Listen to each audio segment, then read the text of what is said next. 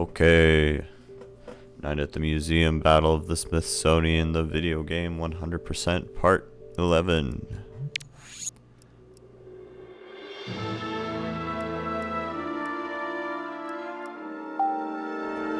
Alright, so we have some more anubis puzzles that we can do. We have more trilobite puzzles that we can do.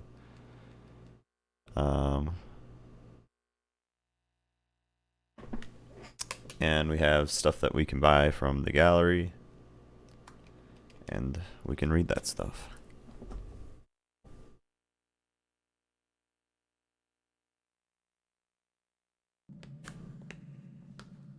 Hey, boy. Whoa, cool. Magic time.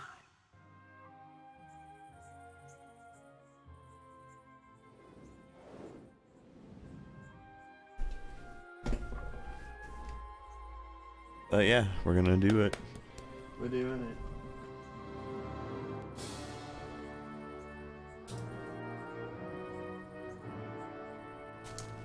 Alright. But we have finished all of the main game part. We have already 100%ed it. Like, as far as the game tracks the percentage, but... Oh, I guess we're going to the awards room because I clicked that for some reason. Do do do do do do do. Thai physics. Okay.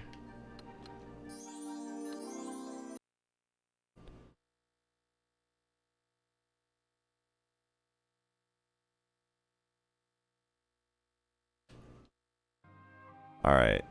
Mini games. Alright, let's start on the tier 3 Anubis puzzles.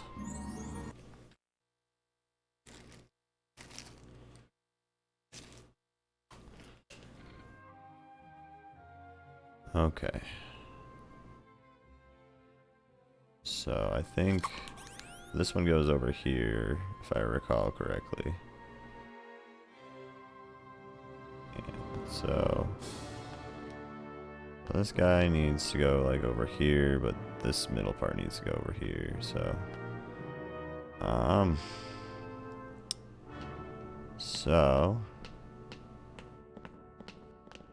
what do we want to do?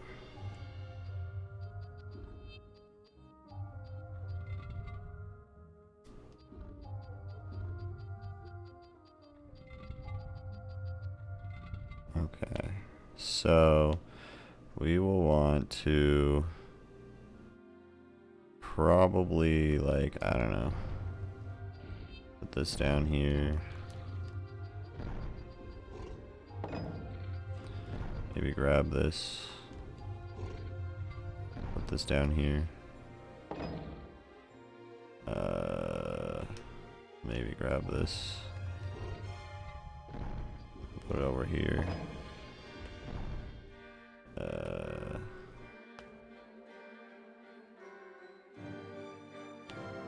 Maybe, let's see, and then maybe we should like juggle these around, so let's like, let's put this, you hold this, I'll put this up here, whoop, put this here, okay,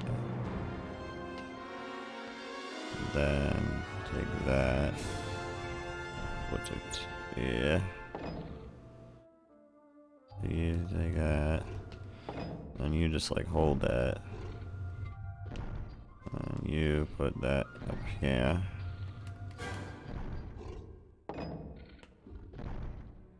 okay, that here maybe, whoop, whoop, whoop, whoop, whoop.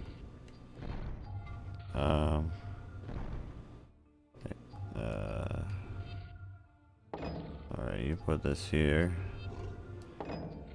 I'll take that. That there. I'll take that. Put that there. And then that one's good. And so now I take this. Put this down. Put this over here. Grab that. Put that over here. Grab that. Put that up here. You can grab that. And then now I'll take it. You take that. Put that here. That.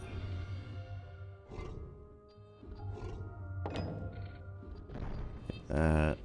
Put that here. Take that. Put that here. You put that down. You can take that. I'll take that and put that here. Whoop. Whoop. And then we just fix them.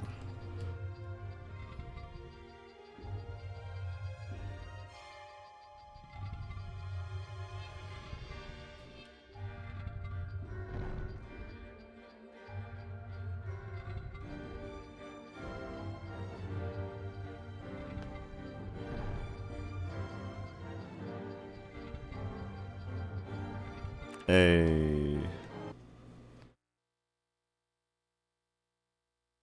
One down. That was fun.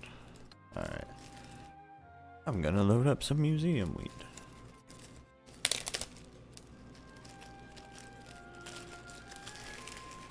Man, look at all these different panning shots.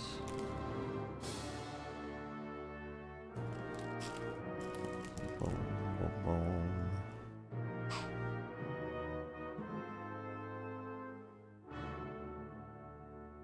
It just does the same panning shot.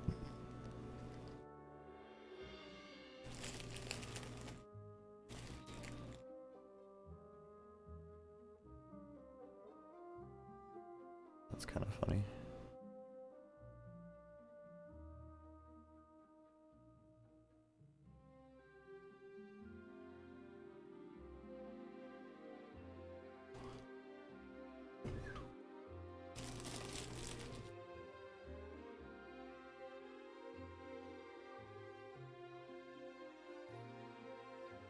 All right.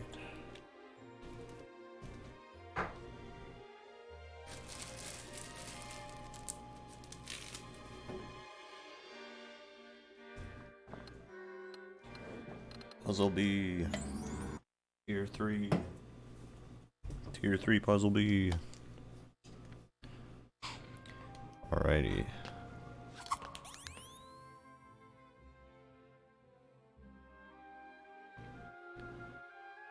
So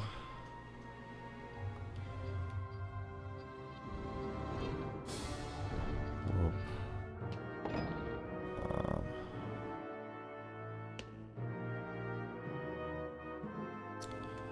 Right, so maybe take this up here. Maybe. Whoop. Go there.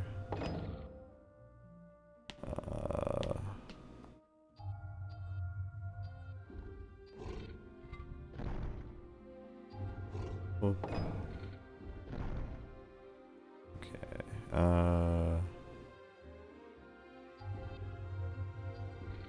You wanna like hold this for a second? Oh fuck, damn it.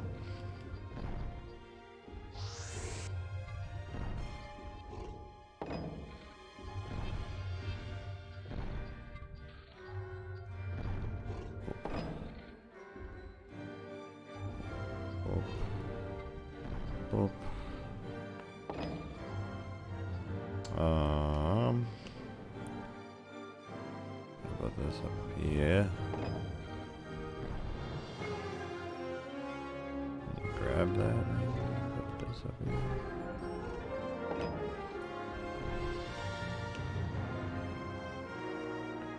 And you can grab this. Oh wait, no, you can't.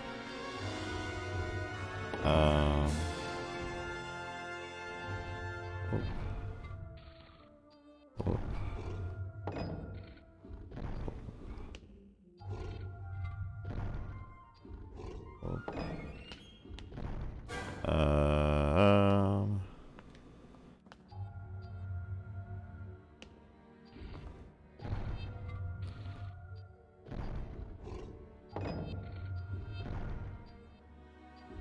Oop.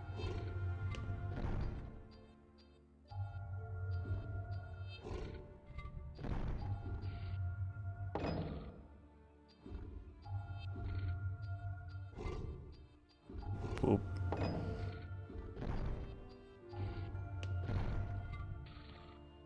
Whoop. Okay. Whoop. Whoop. Whoop. Whoop. Whoop. Okay.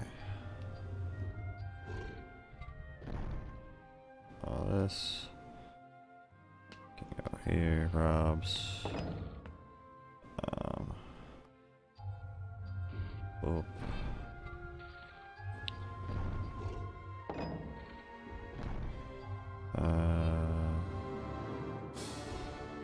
Yeah, something like this. Maybe I needed the head first.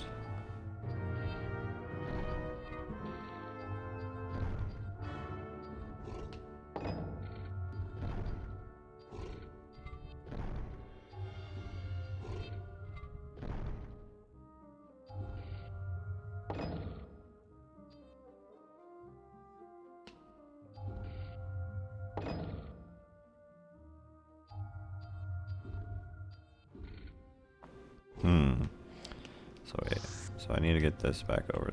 Oh wait, no, I can probably, yeah. Do this now, put this here. Chaw. And then take it back, put it here. Boop, boop. Yeah.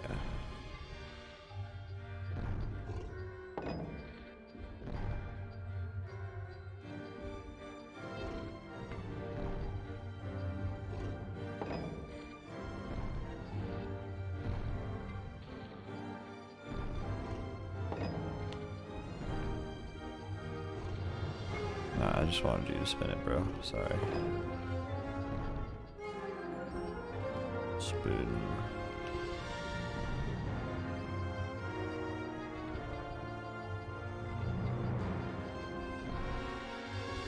We fucking did it.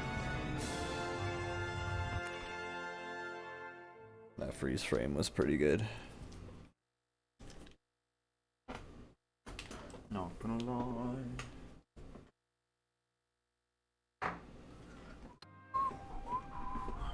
All right.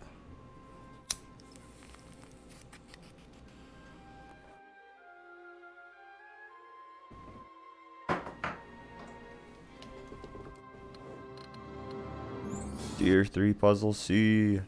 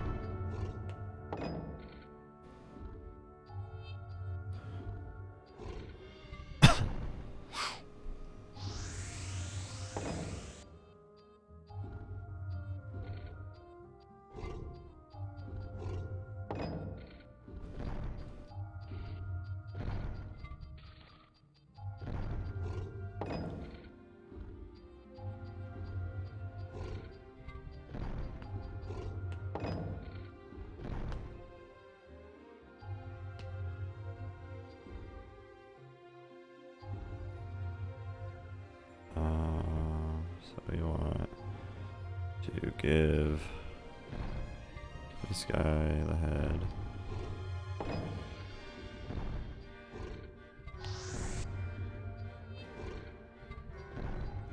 Oop. And we just take this one. Up there. Take the torso, put it here.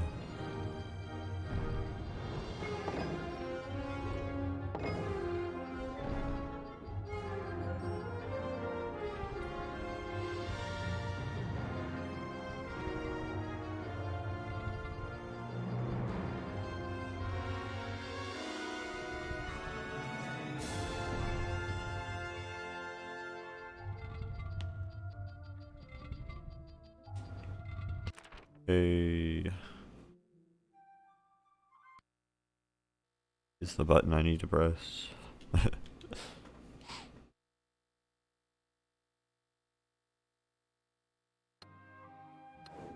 Alright, tier 3, puzzle D.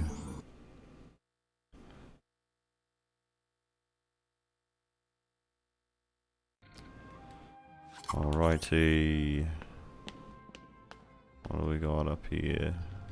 Can't see very well. Okay.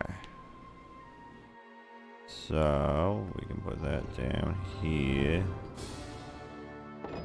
Have you take that. Put that here. So, you put this up here. And you just take that. And I'll take that, put it here. Take that, put it here.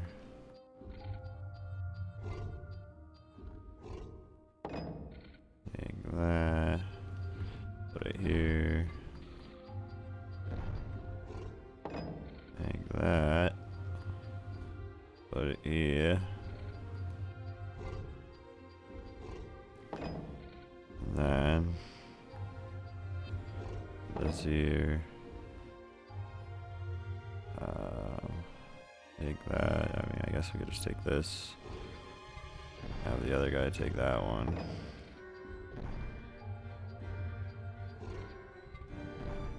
There we go. What's this one? Is this the head? Okay.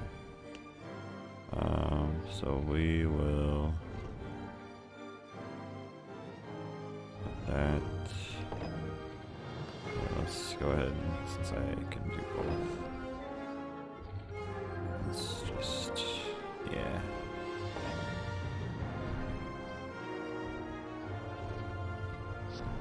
Okay, then take that torso, put it, no.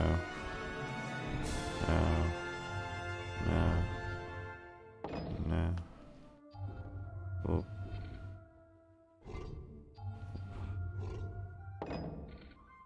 Just take that. Put that to you. You put that down. And then take that.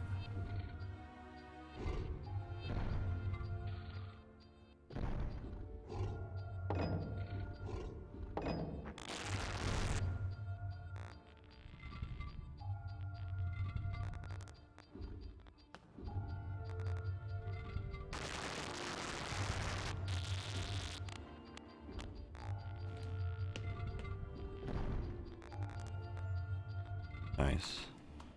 We did it. Puzzle D done.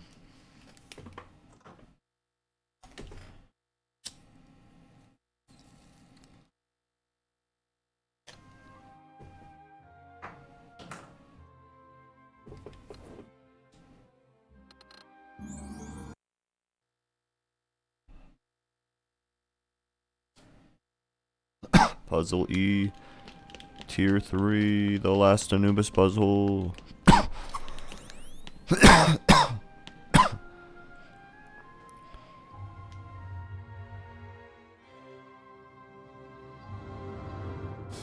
see it. I'm not gonna walk all the way over there to see that. Okay, so that is the leg we need there. Just put this here. Take this. Put this here. Take this. Put it there. Take this. Put it over here.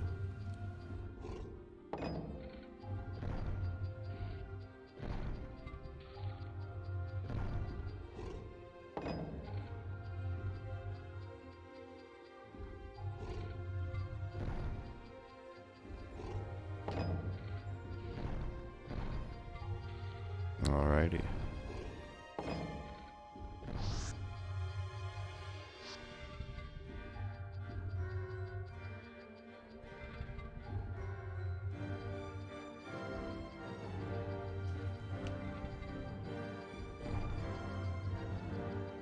Hey.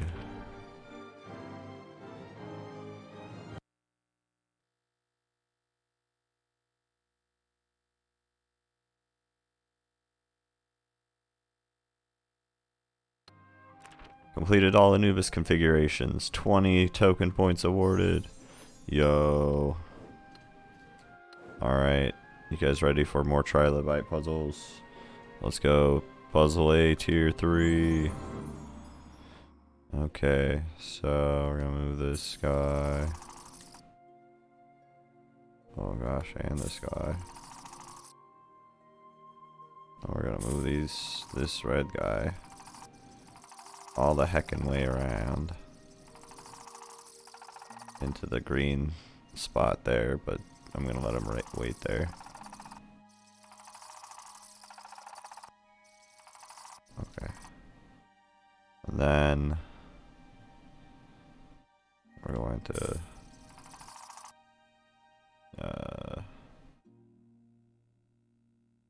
not do that. Fuck. Yeah, we're just gonna have them overlap. So can he sneak by? He can't sneak by, can he? Dude, you can totally sneak by. You can totally sneak by. That'd be pretty great.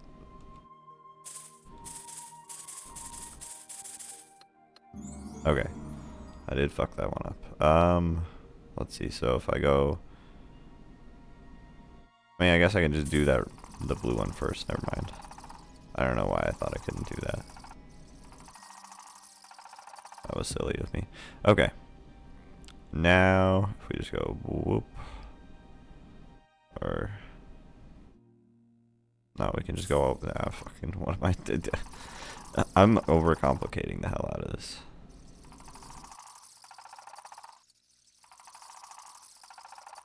Boop. And then we just do a nice loop around.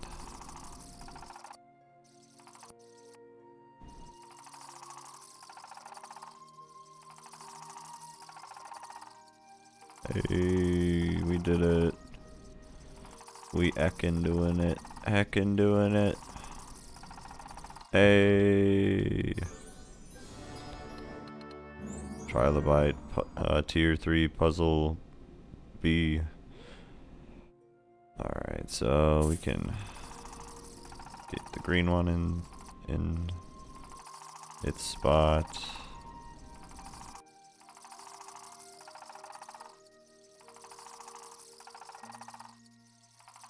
Oop, and then we just go this way with the blue one.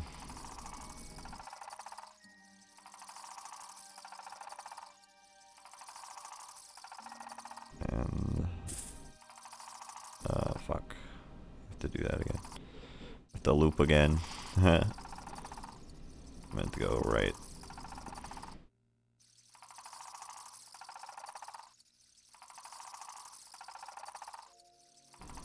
Hey. Trilobite puzzle tier 3 puzzle C. Alright. Let's get the green into place.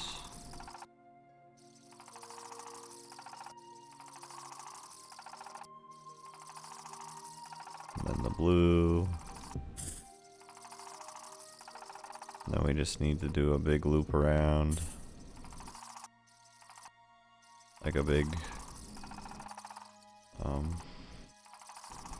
think this way, right? And then we just, yeah. Go this way. Go, trilobite, go! What a lad! Hey. Alright. Tier 3 puzzle D.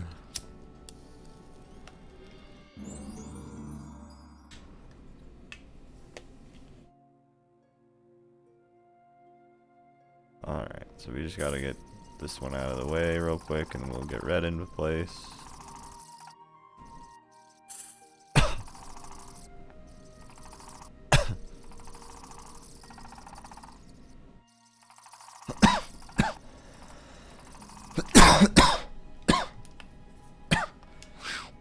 We'll start getting green closer to where it needs to go.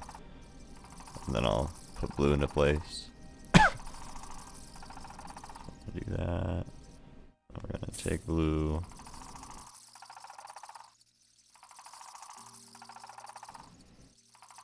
The blue one, go this way. And the green one. So it's just gonna go this way. Hey. Alright, tier 3 puzzle E. Alright.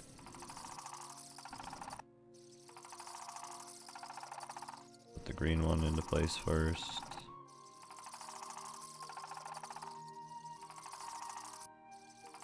And then we can do red.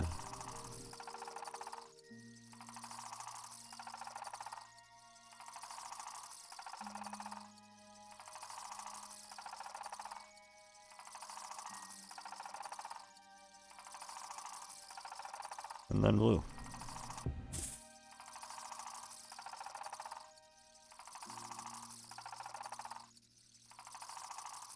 We did it.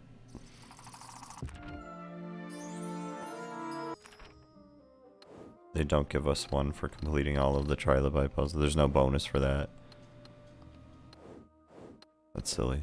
Okay. Well, hey, we did it. Nice, so now we have just the trivia game left and the gallery stuff. We'll do trivia game one of these next times, because I think the trivia game asks stuff that we read from the fact cards and the like those like in between, those like loading screen facts. But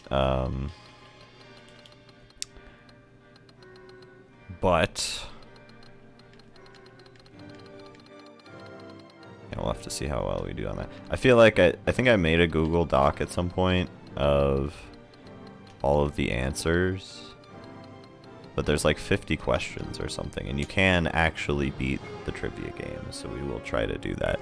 I don't know if I'll look up the answers though. I might just try and do it like legit. Anyway, fact cards 2. Oh man. Yeah, that looks like a cabin. A crew cabin. This is the Skylab 4 command module, which served as the crew cabin for going to and from Skylab, the first U.S. space station. Skylab 4, the third and last of the Skylab missions, was launched on November 16th, 1973, with command and service modules CSM-118. The 3-person crew, Gerald P. Carr, William R. Pogue, and Edward G. Gibson, spent 84 days on orbit, landing on February 8th, 1974. The mission included the observation of the comet Kohoutek, among numerous experiments. That was not the best way to read that sentence. The crew completed 1,214 Earth orbits and four extravehicular activities totaling 22 hours and 13 minutes. CSM-118 was transferred from NASA to the Smithsonian in 1975. Pretty cool.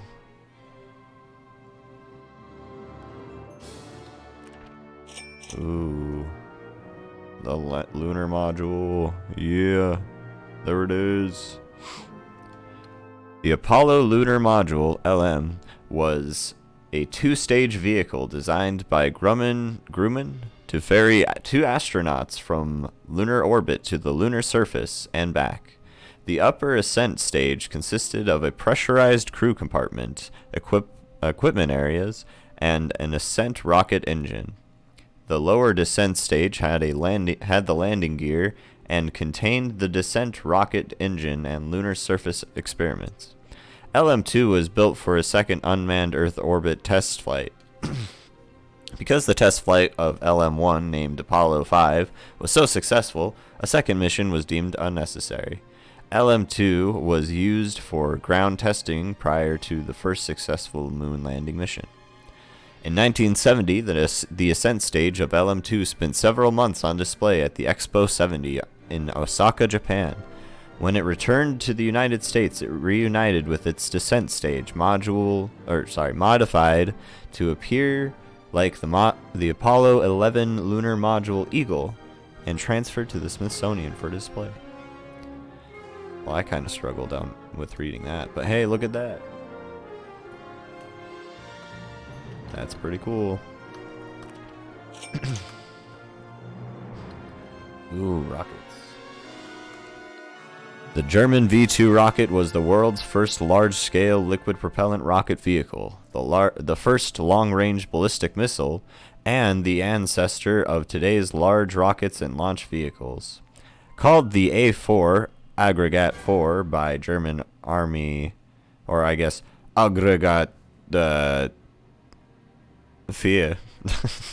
Aggregate 4, by German Army Ordnance, the rocket was dubbed V2, or Vergeltungswaffe 2, Revengeance Weapon Number 2, by the Nazi propaganda ministry when its existence was publicly announced in November 1944, 2 months after the first deployment as a weapon. Launched from mobile platforms, the missile had a maximum range of about 320 kilometers, or 200 miles, and a 1-ton warhead. At least 10,000 concentration camp workers died in the process of manufacturing it. The U.S. Air Force officially transferred this V-2 to the Smithsonian on the 1st of May, 1949. The National Air Museum moved it to its storage facility in Maryland in 1954, and as the National Air and Space Museum restored it, The National Air Museum moved it to its storage facility in Maryland in 1954, and as the National Air and Space Museum restored it, why is there a comma there? Restored it in 1975 to 1976 for exhibition. I don't know. I feel like this is maybe written weird. And as the National Air and Space Museum restored it in 1975 to 76 for exhibition in its new mall building. God, I struggled really hard with reading that one. Yeah. This Block 2 Apollo Command and Service Module combination, CSM 105, manufactured by North American Rockwell, was originally used for vibration and acoustic tests. In 1973, it was refurbished for use in the Paris Air Show. The CSM was displayed docked to the Soviet Soyuz spacecraft as was planned for the Apollo-Soyuz test program, ASTP, mission in July 1975. The Soyuz spacecraft was made of residual test hardware. In 1976, this combined exhibit was installed in the National Air and Space Museum after its transfer from NASA docking module. In 1971, the US and the USSR agreed to carry out a docking in orbit of the Apollo and Soyuz spacecraft. This project was called the Apollo-Soyuz Test Project, ASTP, as you already said. An airlock was needed to transition from the American cabin pressure system of 5 pounds per square inch pure oxygen to the Soviet mixed oxygen/nitrogen system at normal atmospheric pressure, about 14.7 psi. NASA contracted with North American Rockwell, the CSM contractor, to build the docking module (DM). On the front was mounted the 3-leaf androgynous docking system, which was jointly designed by the U.S. and Soviet engineers. It could be used in either a passive (parentheses retracted) or active (parentheses extended) docking configuration. The DM launched with the Apollo on July 15th, 1975, and was used in the historic docking with Soyuz 19 2 days later. After undocking on July 19th, the American crew of Stafford, Brand, and Slayton performed scientific experiments in the DM. The Smithsonian's DM is a backup to the Flight DM. It was transferred from NASA to the Smithsonian in 1980.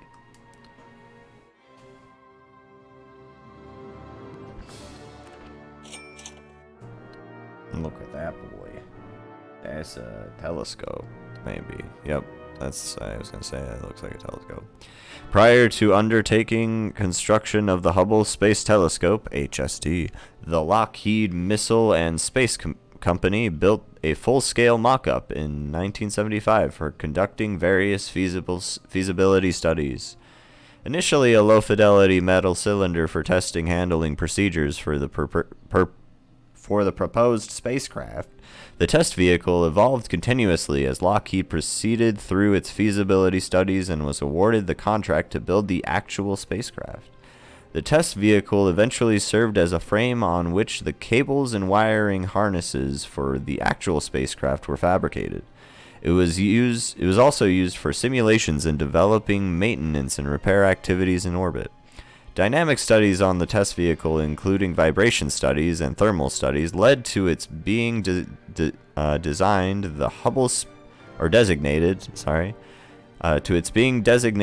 the Hubble Space Telescope Structural Dynamic Test Vehicle, SDTV. The artifact was stored outdoors at Lockheed in Sunnyvale, California, until it was donated to NASM, the National Air and Space Museum, in June 1987 and shipped to the Garber facility. There it was refurbished and restored to its 1976 configuration. It went on display in the Space Hall in March 1989. In 1996, the SDTV was removed from exhibit in order to upgrade the objects to simulate the actual AST as it was being deployed from from Shuttle. I just kind of figured the capital S. This major upgrade, generously supported and executed by Lockheed, HST subcontractors, the NASA Goddard Space Flight Center, and National Air and Space Museum staff and volunteers, involved fabricating the equipment section for the optical telescope assembly, the aperture door, high-gain antenna, solar rays, aft shroud handrails, and numerous other details. A major addition was realistic multi-layer non-flight thermal blanketing and taping, interface hardware, waveguides, and umbilical. Man,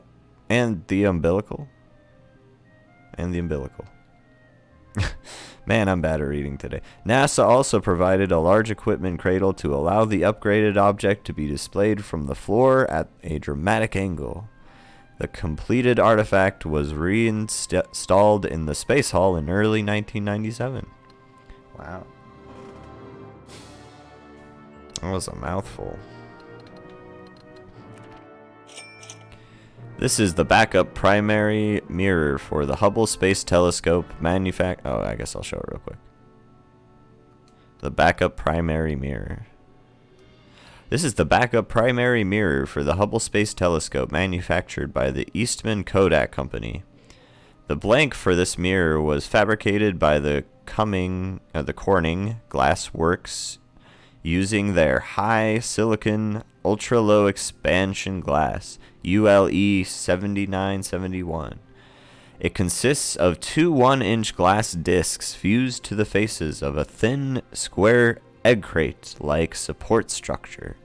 This support structure creates a mirror that weighs about 1/5 of a solid piece of the same size, but retains required rigidity and stability characteristics.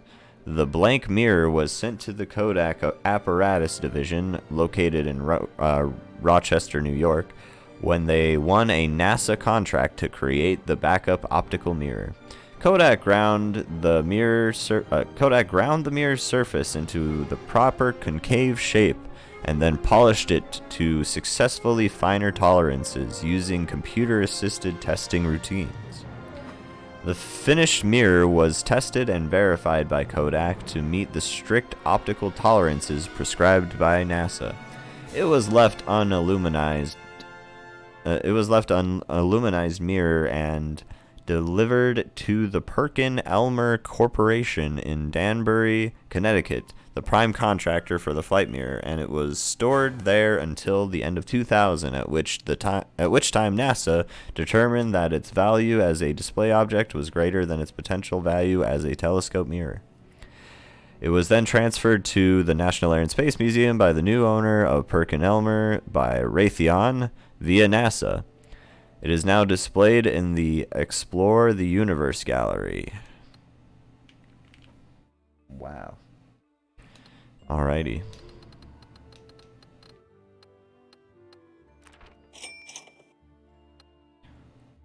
Nice.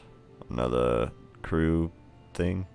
The Apollo 2 command module, Columbia, was the living quarters for the 3-person crew during most of the first manned lunar landing mission in 1969. On July 16, 1969, Neil Armstrong, Edward Buzz Aldrin, and Michael Collins were launched from Cape Kennedy atop a Saturn V rocket. This command module, number 107, manufactured by North American Rockwell, was one of 3 parts of a complete Apollo spacecraft complete Apollo spacecraft. The other 2 parts were the service module and the lunar module, nicknamed Eagle. The service module contained the main spacecraft propulsion system and consumables, while the lunar module was the 2-person craft used by Armstrong and Aldrin to descend to the moon's surface on July 20th. The command module is the only portion of the spacecraft to return to Earth. It was transferred to the Smithsonian in 1970 following a NASA-sponsored tour of American cities.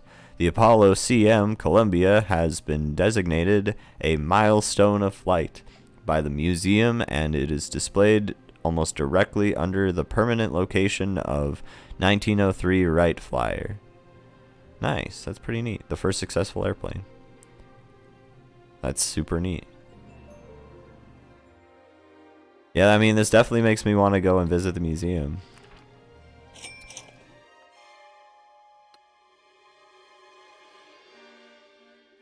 Alright. In this historic capsule, John H. Glenn Jr. became the first American to orbit the Earth. Glenn's flight was the 3rd manned mission of Project Mercury, following the 2 suborbital flights by astronauts in 1961.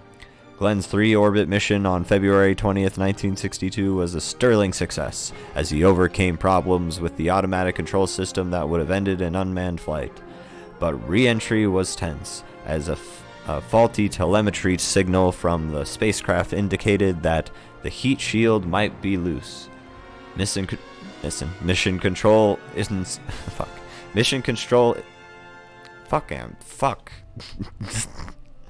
Mission control instructed Glenn not to jettison the retro rocket package after firing in order to be able better hold the heat shield in place. Glenn re-entered successfully and splashed down in the Atlantic 4 hours, 55 minutes, and 23 seconds after launch. NASA transferred Friendship 7 to the Smithsonian Institution in 1962, which has exhibited it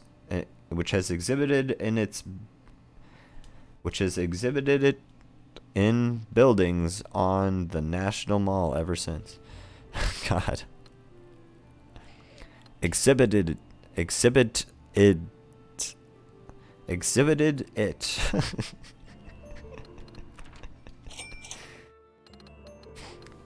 All right.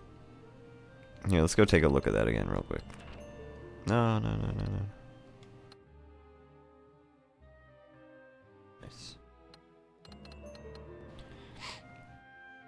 Look at that.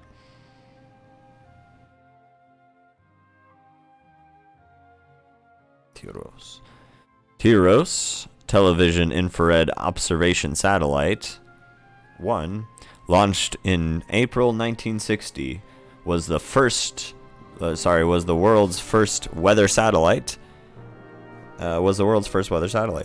Yeah, TIROS imaged large swaths of the Earth's surface, allowing forecasters and scientists to see directly for the first time the large-scale features of our planet's weather systems.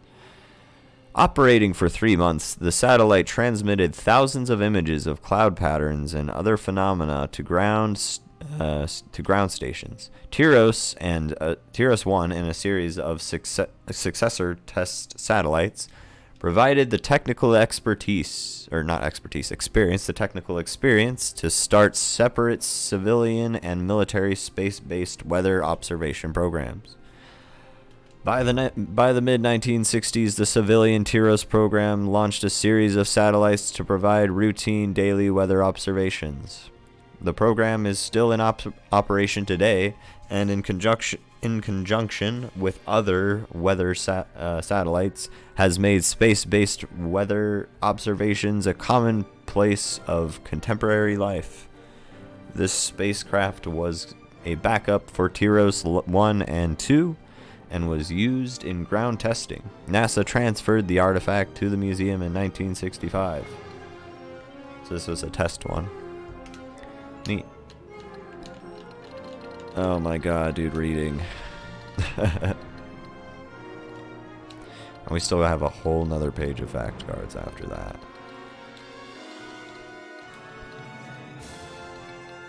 I think I'm probably gonna call it here, and then next time we will come back and buy more gallery stuff and read more stuff. And then eventually we'll take I guess once we're done reading all these, we will do the trivia game and just try to, I guess, beat that legitimately. Like, no looking up answers, just like actually memorizing the answers. Alright. Well, thanks for watching today, guys. I hope you enjoyed all that stuff. Have a good one.